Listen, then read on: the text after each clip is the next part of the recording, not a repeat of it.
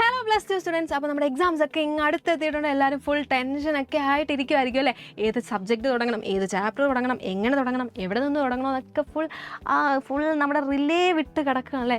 ഒന്നും കൊണ്ടും പേടിക്കണം, നമ്മൾ നിങ്ങളുടെ കൂടെ തന്നെയുണ്ട്. എങ്ങനെ പഠിക്കണം, ഏത് രീതിയിൽ പഠിക്കണം, എങ്ങനെയൊക്കെ പഠിക്കണം എന്നൊക്കെ എല്ലാ കാര്യങ്ങളും നമ്മൾ കംപ്ലീറ്റ് ആയിട്ട് സെറ്റാക്കി തരും. നമ്മൾ ട്രിപ്പിളായി നിങ്ങളുടെ കൂടെ തന്നെയുണ്ട്.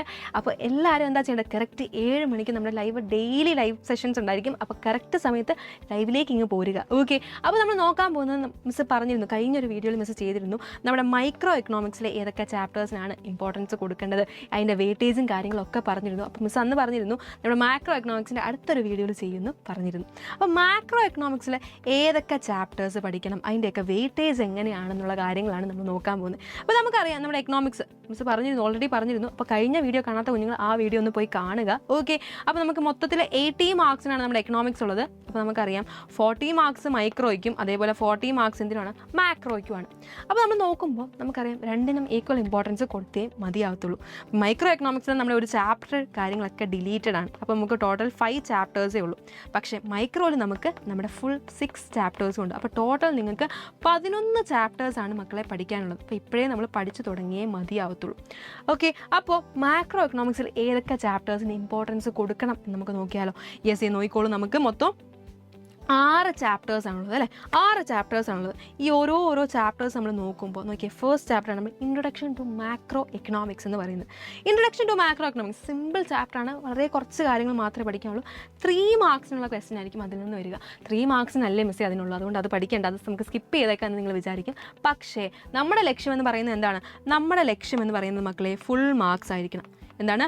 ഫുൾ മാർക്സ് ആയിരിക്കണം നമ്മുടെ ലക്ഷ്യം എന്ന് പറയുന്നത്. അപ്പോൾ ആ ഫുൾ മാർക്സിലേക്ക് എത്തിച്ചേരാൻ നമുക്ക് എന്താ, എല്ലാ ചാപ്റ്റേഴ്സിൻ്റെയും നമ്മൾ പഠിച്ചിട്ടേ പോയേ മതിയാവത്തുള്ളൂ. അല്ലെങ്കിൽ നിങ്ങളൊന്ന് ആലോചിച്ച്, നിങ്ങൾ എക്സാം ഹോളിൽ പോയിരിക്കുക, നിങ്ങൾക്ക് ബാക്കി എല്ലാ ക്വസ്റ്റ്യൻസ് പറയും. ഈ ഒരു ചാപ്റ്ററിൽ നിന്ന് ഈ ഒരു ക്വസ്റ്റ്യൻ ആയിരിക്കും 1 മാർക്കിൻ്റെ ക്വസ്റ്റ്യൻ, അല്ലെങ്കിൽ 2 മാർക്കിൻ്റെ ക്വസ്റ്റ്യൻ ആയിരിക്കും. ചിലപ്പോൾ നിങ്ങളുടെ A+ നഷ്ടപ്പെടാൻ പോകുന്ന ക്വസ്റ്റ്യൻ ആയിരിക്കും അത് നിങ്ങൾക്ക് ഫുൾ മാർക്സ് നഷ്ടപ്പെടാൻ പോകുന്ന ക്വസ്റ്റ്യൻ ആയിരിക്കും. അപ്പോൾ എന്താ, ആ ചാപ്റ്റർ നന്നായിട്ട് പഠിക്കുക.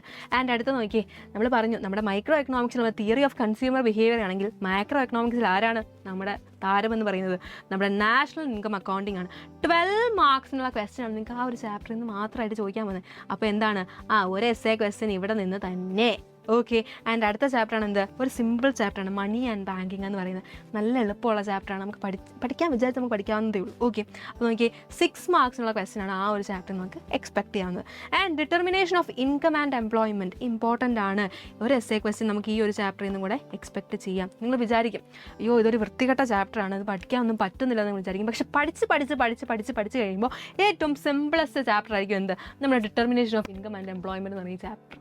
നിങ്ങൾ നോക്കിക്കോ, മിസ് പറയുന്ന കാര്യം സത്യമായിരിക്കും, നോക്കിക്കോ. ആൻഡ് അടുത്താണ് എന്ത്, the government budget and economy. കുറച്ച് തിയറിയും കാര്യങ്ങളൊക്കെയുള്ള ചാപ്റ്ററാണിത്. ഇത് നമുക്ക് പഠിച്ചെടുക്കാവുന്നതേ ഉള്ളൂ. ആൻഡ് അടുത്ത് നോക്കിയേ, അടുത്താണ് എന്ത്, നമ്മൾ last chapter open economy macro economics എന്ന് പറയുന്നത്. ഇതും നമുക്ക് 6 മാർക്സിൻ്റെ ക്വസ്റ്റ്യൻസ് വരുന്ന ചാപ്റ്ററാണ്. അപ്പോൾ നോക്കിയാൽ നമുക്ക് ഏറ്റവും കൂടുതൽ ഇമ്പോർട്ടൻസ് കൊടുക്കുന്ന ചാപ്റ്റർ ഏതാ? നമ്മൾ ആദ്യം ടോപ്പ് പ്രയോറിറ്റി കൊടുക്കുന്നത് നമ്മുടെ ചാപ്റ്റർ 2-നും അതേപോലെ ചാപ്റ്റർ 4-നുമാണ്. ഇതൊക്കെയാണ് നാഷണൽ ഇൻകം അക്കൗണ്ടിങ്ങിനും അതേപോലെ ഡിറ്റർമിനേഷൻ ഓഫ് ഇൻകം ആൻഡ് എംപ്ലോയ്മെൻറ്റിനാണ് നമ്മൾ ഏറ്റവും കൂടുതൽ എന്ത് കൊടുക്കേണ്ടത്, ഇമ്പോർട്ടൻസ് കൊടുക്കുന്നത്. അതിനുശേഷം നമ്മൾ ഇമ്പോർട്ടൻസ് കൊടുക്കേണ്ടതാണ് ഇത് നമ്മുടെ ചാപ്റ്റർ 3, 5 ആൻഡ് 6. ഇതിന് 3-നും രണ്ടാമത്തെ ഇമ്പോർട്ടൻസ് കൊടുക്കണം. ആൻഡ് ലാസ്റ്റായിട്ട് നമ്മൾ ഇമ്പോർട്ടൻസ് കൊടുക്കേണ്ടത് ഏതിനാണ്? Last but not the least ഏതിനാണ് കൊടുക്കുന്നത്? ചാപ്റ്റർ 1-നാണ് നമ്മൾ ഇമ്പോർട്ടൻസ് കൊടുക്കുന്നത്. ഈ ഒരു ഓർഡറിൽ നിങ്ങൾ പഠിച്ചു പോവുക. ഓക്കെ, ഈ ഒരു ഓർഡറിൽ പഠിച്ചു പോവുക.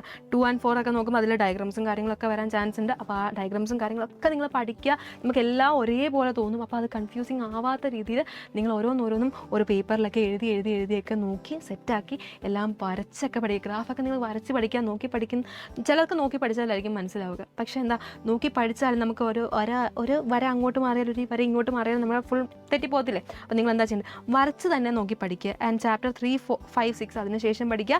ചാപ്റ്റർ 1 പഠിക്കാതെ പോവരുത്.